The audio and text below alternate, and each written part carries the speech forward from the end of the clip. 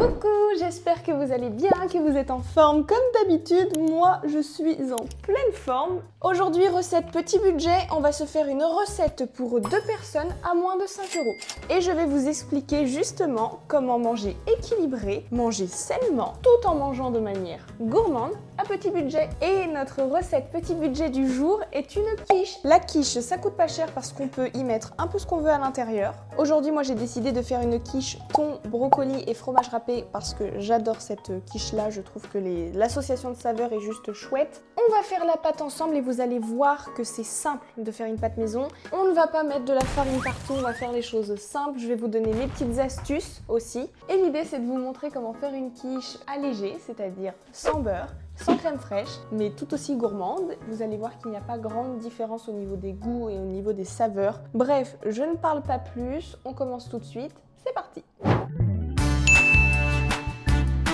Il faut savoir que quand j'ai fait mes courses, on est d'accord que j'ai acheté en gros, c'est-à-dire que j'ai pris une boîte de 12 œufs, mais je ne vais pas utiliser 12 œufs. Donc j'ai fait mon calcul, la recette revient à moins de 5 € pour 2 personnes, en calculant le budget pour chaque ingrédient en fonction du grammage que je vais utiliser. Je sais pas si vous me suivez. Pour cette recette, il nous faut des brocolis que j'ai pris surgelés, d'accord, des brocolis en fleurettes, tout simple. J'ai pris les premiers prix, donc brocolis en fleurettes surgelés nature, au naturel, tout simple. Les surgelés, prenez-les toujours au naturel, évitez tout ce qui va être déjà cuisiné. Là, j'ai un paquet de 900 g, mais je ne vais pas utiliser 900 g, d'accord? Pour 2 personnes, je vais utiliser à peu près la moitié du paquet, ce qui nous revient à pas plus de 80 centimes. Il va nous falloir une boîte de thon au naturel.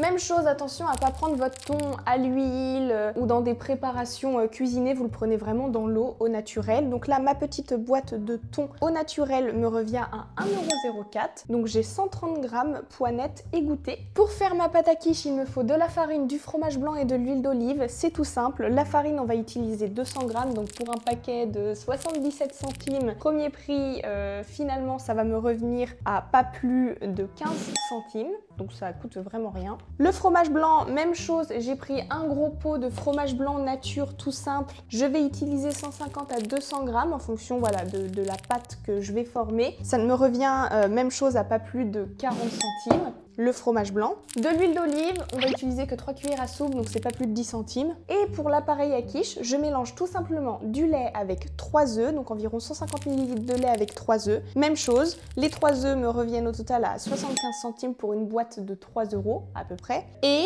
le lait, ça me revient à pas plus de 15 centimes. Ah oui, et le fromage, bien évidemment, on va mettre du fromage. Donc le fromage, on va mettre une bonne poignée, presque 100 g, ce qui nous revient à 80 centimes pour un total de 95. Let's go, on y va? Vamos. Je vais tout simplement décongeler mes petits brocolis en fleurettes. Je vais les mettre dans de l'eau et les faire bouillir une vingtaine de minutes. Une fois qu'ils seront bien fondants, on pourra les utiliser dans la quiche.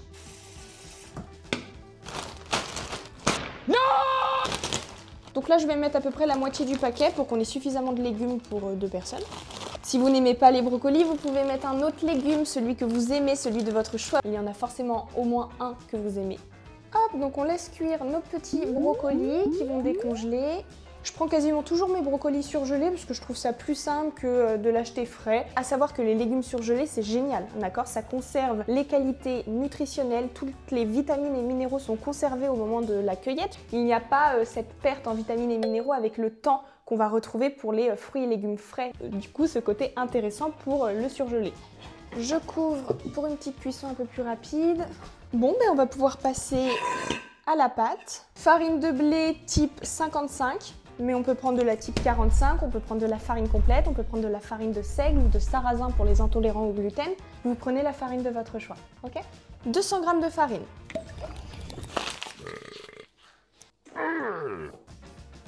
Ensuite, 150 g de fromage blanc, ça équivaut à un petit pot de fromage blanc individuel. Mais si vous avez comme moi un gros pot, on prend une cuillère à soupe et on met 4 bonnes cuillères à soupe. 1, 2, 3, 4. Si par exemple c'est un peu trop sec, qu'on n'arrive pas à former notre boule, bon, ben, on rajoute une cuillère de fromage blanc ou une cuillère d'huile. Et puis si au contraire c'est trop pâteux, qu'on n'arrive pas à former notre boule, bon, ben, on rajoute dans ce cas un petit peu de farine et on s'adapte. Mais souvent là au niveau des quantités que je vous donne, normalement ça devrait bien se passer. Même chose pour les intolérants au lait de vache. On prend des yaourts végétaux, d'accord? Yaourt au lait d'amande, au lait d'avoine, au lait de soja, ok? Huile d'olive. et de 1, et de 2, et de 3. L'huile d'olive ici apporte vraiment cette source de matière grasse qui est importante à chaque repas. D'accord? On ne supprime pas les graisses, on apprend à bien les choisir et à les manger dans les bonnes quantités. Au cours de cette vidéo, je suis un peu votre prof de nutrition là. On apprend plein de choses. Je vais vous donner vraiment toutes mes petites idées, mes conseils. Bah là, tout simplement, on mélange. Là, je vais rien ajouter, enfin quoique je pourrais. Mais n'hésitez pas à y mettre des épices, des petites graines de sésame, ce que vous avez aussi sous la main pour donner du goût à votre pâte. Moi, je vais juste mettre un petit peu de poivre. Un petit peu de poivre.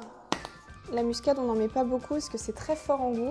Et on mélange, on mélange, on mélange, on mélange. On a une pâte qui commence à former des morceaux un peu granuleux, ça commence à se former. C'est le moment que tout le monde n'aime pas, va falloir y mettre les mains. Pour tout simplement former notre boule, on n'a pas besoin de la pétrir pendant 24 heures, d'accord? Ok, là on a plutôt une belle pâte.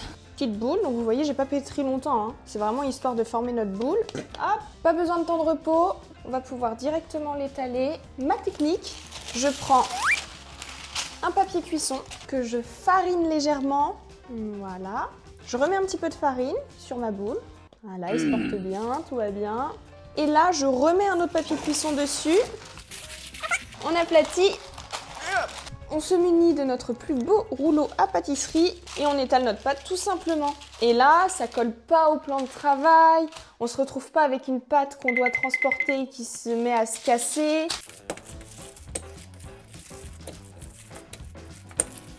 Voilà, là on n'est pas trop mal. Bon, moi c'est pas trop un rond, mais bon.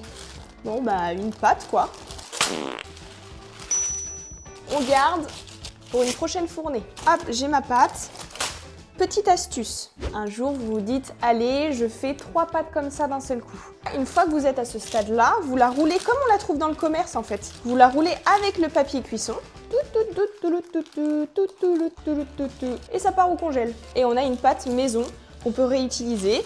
Et donc quand vous la sortez du congélateur au moment de cuisiner, idéalement vous la sortez la veille, d'accord? On évite de la faire décongeler au micro-ondes parce qu'elle risque de cuire et ça risque d'être une cata, donc on la sort la veille.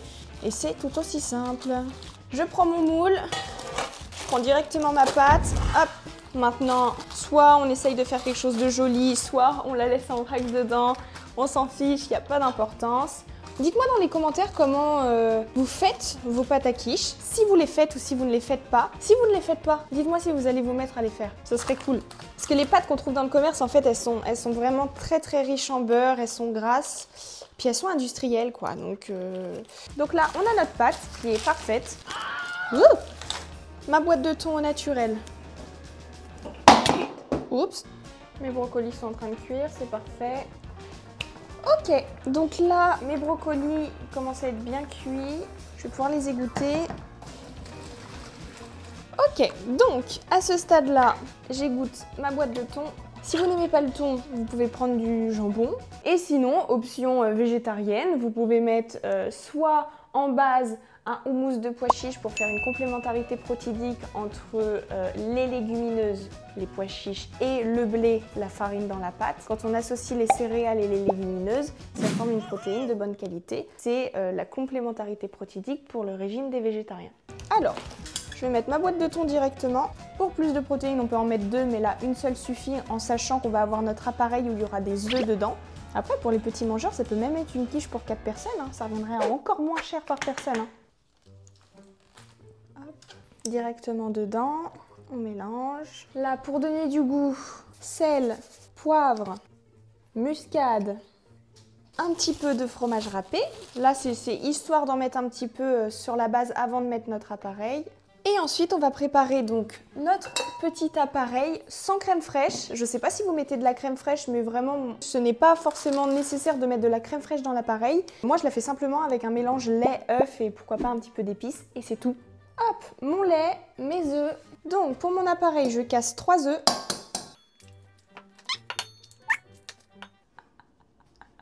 Il est en train de manger à côté.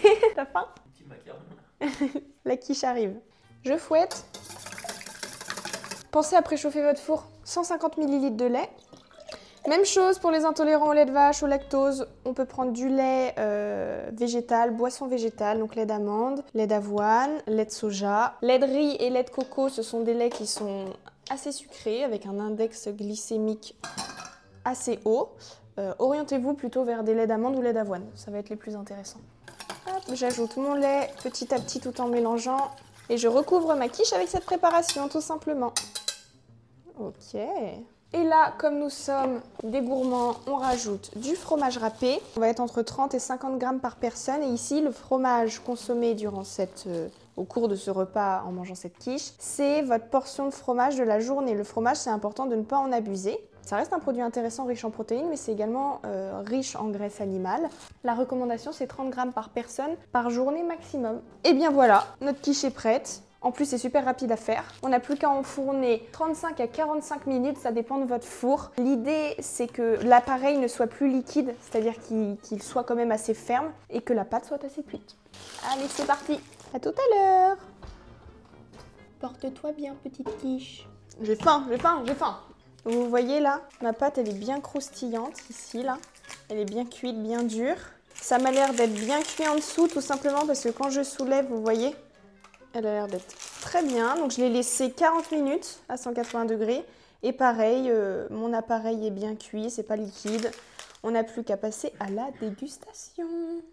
Elle se coupe super bien. Alors moi, je la coupe directement dans mon plat. Hein. En tout cas, ça sent super bon. Regardez comment elle se tient bien. C'est de toute beauté. Et en fait, ça, vous pouvez vraiment le faire tous les jours, tous les soirs. Vous pouvez faire une quiche, vous la déclinez. Vous pouvez en faire saumon poireau, tomate, mozzarella, herbes de Provence, avec pourquoi pas des petits morceaux de jambon. Enfin bref, il y a vraiment plein d'options. Ok, c'est parti, on goûte.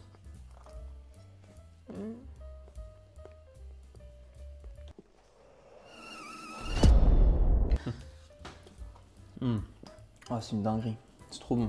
Avec la muscade, le fromage et tout, là, c'est gourmand. En même temps, il y a les brocolis, donc c'est équilibré. La pâte, elle est bonne. Là, l'équilibre alimentaire se forme du coup avec une source de féculents avec la farine et donc la pâte, une source de légumes et donc de fibres alimentaires avec les brocolis, une source de protéines avec le thon en boîte au naturel, une source de matière grasse avec l'huile d'olive dans la pâte, et on a également une source de produits laitiers avec le fromage, portion de fromage de la journée, et le lait qu'on a utilisé dans notre appareil. Et j'ai oublié dans la source de protéines, du coup avec le thon, on a aussi les œufs. Donc on a vraiment un repas complet qui vous apporte tous les nutriments essentiels pour votre organisme. C'est facile à faire, ça coûte pas cher, on peut la décliner en fonction de vos goûts, de ce que vous aimez, en fonction de vos besoins. Voilà, dites-moi ce que vous en avez pensé. Je vous referai d'autres recettes petit budget parce que je pense que vous allez apprécier cette vidéo. N'hésitez pas à me dire quelle recette petit budget vous aimeriez voir, me dire ce que vous en avez pensé, me laisser un petit pouce, vous abonner bien évidemment et on se retrouve pour une nouvelle vidéo